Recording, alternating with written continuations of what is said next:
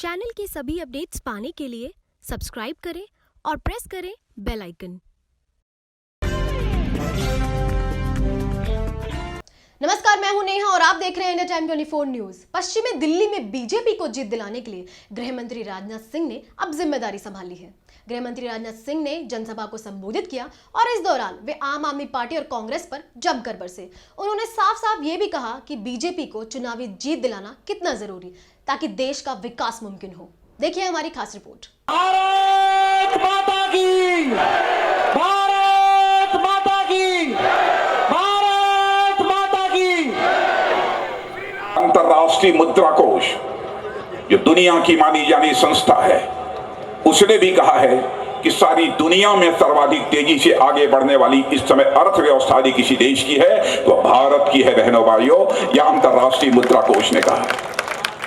उस भारत के बारे में अंतर्राष्ट्रीय मुद्रा कोष का यह कहना, जिस भारत के बारे में 2014 के पहले यह धारणा थी भारत तो गरीबों का देश है, धारणा सारी दुनिया में भारत के बारे में बदल गई। और इतना ही नहीं, मैं आपको याद दिलाना चाहता हूं, आदरणीय अटल बिहारी वाजपेयी जी भारत के प्रधानमंत्री थे 2004 तक। नरेंद्र भाई मोदी हमारे 2019 तक भारत के प्रधानमंत्री रहे। आजाद भारत के चुनावी इतिहास के पन्नों को पलटकर आप देखिए, हर चुनाव में महंगाई बराबर मुद्दा हुआ करता था। बहनों भाइयों, और कांग्रेस के बारे में लोग कहते थे कांग्रेस सरकार आई है, कमर तोड़ महंगाई लाई है। लेकिन 2004 का चाहे चुनाव रहा हो, चाहे 2019 का यह चुनाव हो रहा हो, भले ही बहुत सारी चीजें चुनावी मुद्दा बन गई हो, लेकिन आजाद भारत के इतिहास में जब जब भारतीय जनता पार्टी के लोगों ने सरकार चलाई है, महंगाई मुद्दा नहीं बनने पाया है। भाइयों, ये हमारी सबसे बड़ी अहमियत रही। प्रधानमंत्री आवास योजना हम लोगों ने प्रारंभ नहीं की थी, प्रधानमंत्री आवास योजना कांग्रेस ने प्रारंभ की थी। लेकिन कांग्रेस की सरकारों के काम करने की शैली, काम करने का तरीका और हमारे सरकार की काम करने की शैली और काम करने का तरीका क्या है, उसकी मिसाल है कि प्रधानमंत्री आवास योजना के अंतर्गत जब कांग्रेस की सरकार थी 2008 से लेकर 2014 तक 6 वर्षों में बहनों भाइयों 25 लाख आवास बने थे और लोगों को आवंटित हुए थे। लेकिन आपको जानकर आश्चर्य होगा कि हमारे प्रधानमंत्री मोदी जी ने 2014 से लेकर और 2019 के अंत 2019 जो अब हो रहा है, आधा वर्ष समाप्त हो रहा है, हमारे प्रधानमंत्री ने इन 4.5 वर्षों में मेरे बहनों भाइयों 1,30 लाख आवास बनाकर जनता को आवंटित करने में कामयाबी हासिल की। 2022 आते आते इस देश में एक परिवार भी हम लोग शेष नहीं बचने देंगे जिस परिवार को अपने परिवार का सिर ढकने के लिए पक्का मकान न मुहैया हो जाए, और साथ ही साथ एक परिवार भी शेष नहीं बचेगा जिस घर में गैस सिलेंडर से खाना न बनने लगे। बहनों भाई,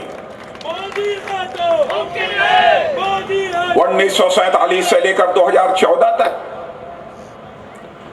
कांग्रेस ने केवल 12 करोड़ गैस कनेक्शन दिए, और हम लोगों की काम करने की शैली है 4.5 वर्षों के अंदर 13 करोड़ गैस कनेक्शन देने में हम लोगों ने कामयाबी हासिल की है।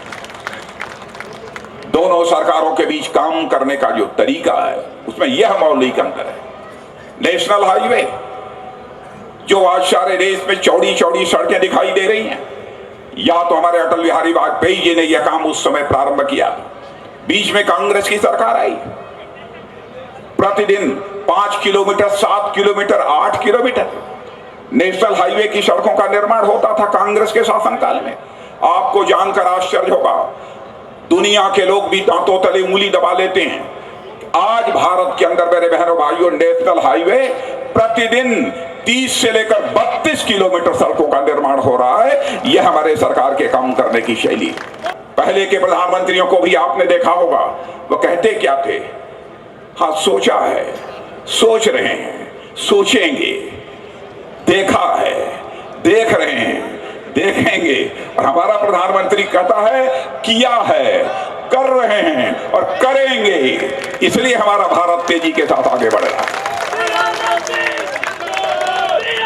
दूसरे प्रधानमंत्रियों में और हमारे प्रधानमंत्री में सबसे बड़ा अंतर यह है। और सबसे आश्चर्य की बात, बहनों भाइयों, मैं तो हैरत में रह गया जब मैंने देखा कि एकाएक इस कांग्रेस पार्टी के युवा अध्यक्ष ने यह कह दिया हमारी सरकार आएगी तो हम राष्ट्रद्रोह का कानून समाप्त करेंगे।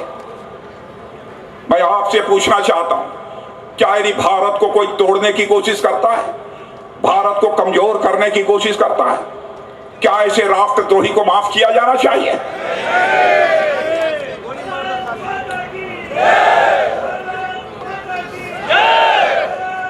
मैंने तो एक दिन अपनी सभा में कहा कि हम तो ये सरकार बनने के बाद ये देखेंगे कि हमारा जो राष्ट्रद्रोह का कानून है उसमें यदि कहीं पर कोई कमजोरी है तो उस कानून को इतना सख्त बनाएंगे, इतना सख्त बनाएंगे कि किसी भी राष्ट्रद्रोही को इस कानून की याद आते ही उसके रूह कांप उठे। बहनों भाइयों, इतना सख्त कानून बनाएंगे।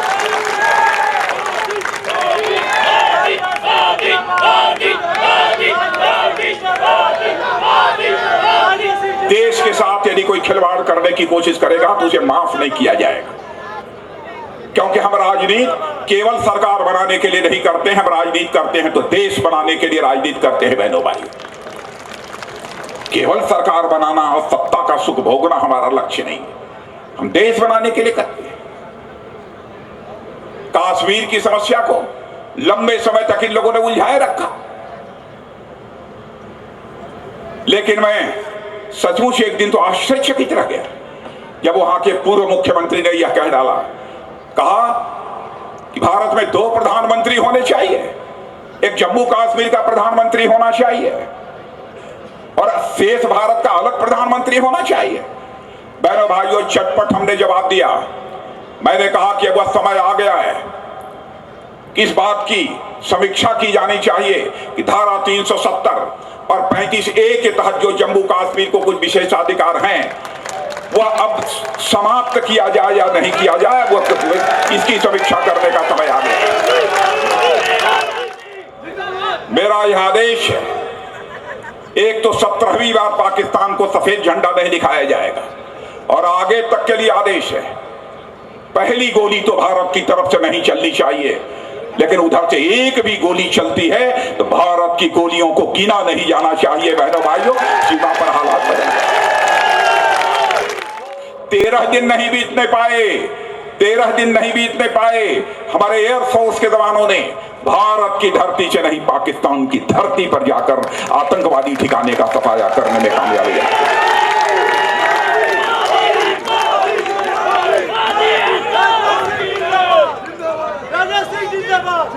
और ये हमसे पूछते हैं कि आप यह बतलाइए कितने आतंकवादी मारे गए। मैं आपसे पूछना चाहता हूं, बहादुर दुश्मनों को मारने के बाद खड़े होकर लाशें गिनता है। मैंने तो एक जगह कहा था, जो बहादुर होता है वह लाशें नहीं गिना करता है, जो गिद्ध होते हैं वही लाशें गिना करते हैं। तो देखा आपने, राजनाथ सिंह ने कुछ इस तरह पश्चिमी दिल्ली को संबोधित किया। देश और दुनिया की तमाम खबरों से जुड़े रहने के लिए देखते रहिए इंडिया टाइम 24 न्यूज। नमस्कार। चैनल की सभी अपडेट्स पाने के लिए सब्सक्राइब करें और प्रेस करें बेल आइकन।